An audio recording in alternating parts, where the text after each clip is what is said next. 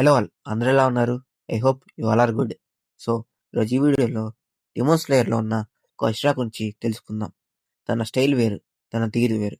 అందరూ డెమోన్స్‌ని చూసి పరిగెడితే, తనని చూసి డెమోన్స్ పరిగెడతాయి. 'డెమోన్ స్లేయర్'లో చాలామంది ఫేవరెట్ అష్రా అంటే రెంగోకు, గ్యూ లేకపోతే టెంగన్ అని చెప్తారు. కానీ most painful life, most brutal mentality and most emotionally broken character Sanemi Shinazugawa. Face మీద ఉన్న స్కార్స్ చూస్తే డెమోన్స్‌తో ఫైట్ చేసినప్పుడు వచ్చిందనుకుంటాం.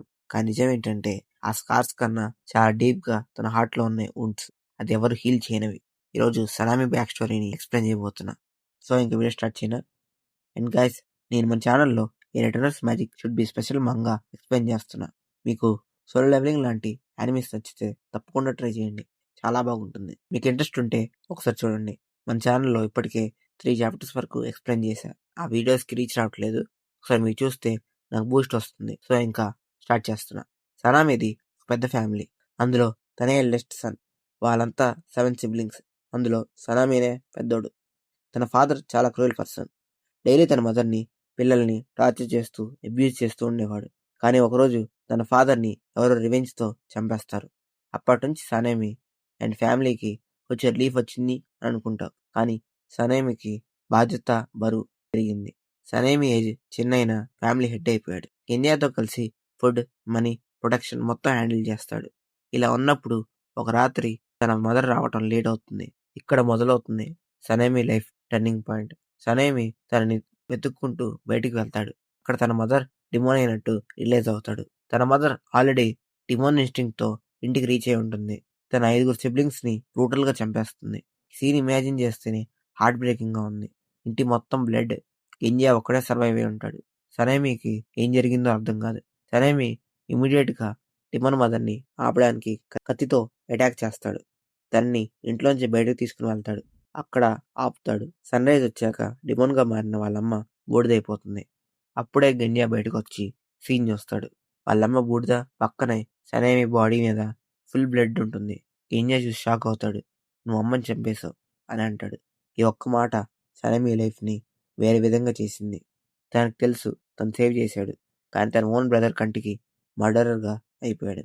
అప్పటినుంచి సనేమి హార్ట్‌లో గిల్ట్, లోన్లీనెస్ అండ్ రేజ్ పర్మనెంట్‌గా సెటిల్ అయ్యాయి. ఈ ఇన్సిడెంట్ తర్వాత సనేమి ర్యాండమ్‌గా డిమోన్ హంటింగ్ స్టార్ట్ చేస్తాడు. స్వాడ్ లేదు, ట్రైనింగ్ లేదు, బ్రీతింగ్ టెక్నిక్స్ లేదు. కానీ తనకొక రేర్ గిఫ్ట్ ఉంది. అదే మారిచి బ్లడ్. ఈ బ్లడ్ స్మెల్ డిమోన్స్‌ని ఇంటాక్సికేట్ చేస్తుంది. అందరికి అర్థమయ్యేటట్టు చెప్పాలంటే ఈ బ్లడ్ డిమోన్స్‌కి మ్యాన్షన్ హౌస్ లాంటిది. సో, తను బ్యాటిల్ చేసేటప్పుడు డిమోన్స్ ఆల్మోస్ట్ డ్రంక్ అయిపోతాయి. రియాక్షన్ స్లో అయిపోతుంది. ఈవెన్ అప్పర్ మూన్స్ కూడా కొంచెం ఎఫెక్ట్ అవుతారు.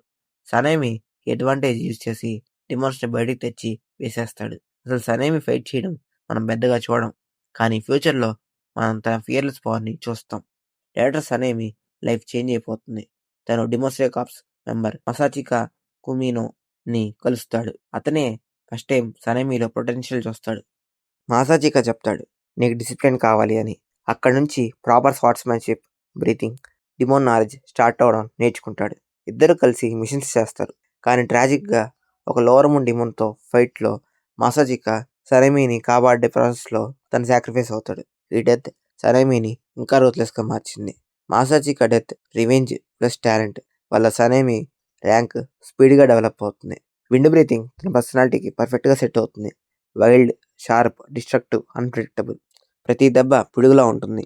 ఇలా కొన్ని ఏళ్ల తర్వాత తను విండ్ అష్రాగా అవుతాడు.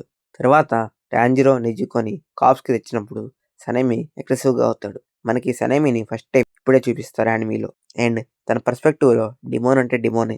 తన ఓన్ మదర్ కూడా మంచిదే.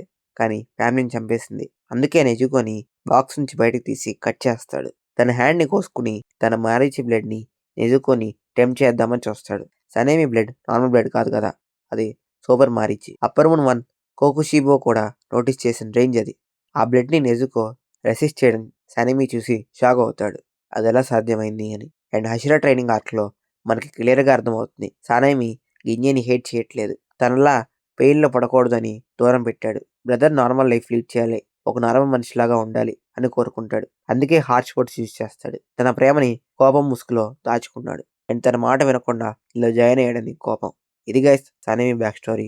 తన స్టోరీ కనిపించడానికి మూర్ఖుడిలా కనిపించిన మనిషి చాలా మంచోడు. ఆయన మనసులో కైండ్. వీడియో ఎలా ఉందో కామెంట్స్‌లో చెప్పండి. అండ్ ఈ వీడియోకి లైక్ చేయండి. మన ఛానెల్ సబ్స్క్రైబ్ చేయండి. Thank you guys. Thanks for watching. By by.